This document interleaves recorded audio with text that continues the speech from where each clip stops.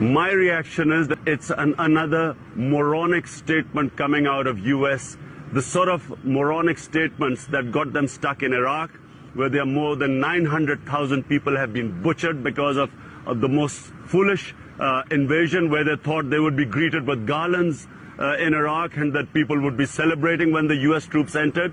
And so that's miscalculation. Now the same people, in Congress at least, the majority of public opinion in US says, bring the soldiers back, there is no military solution. Now my question to these people is, if there is no military solution in Iraq, how do they think there is a military solution in Afghanistan and on the tribal areas?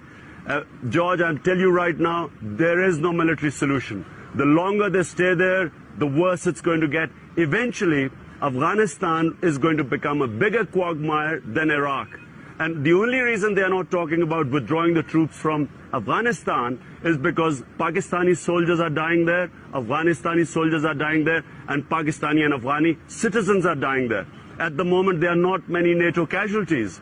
And so therefore, they're putting pressure on Pakistan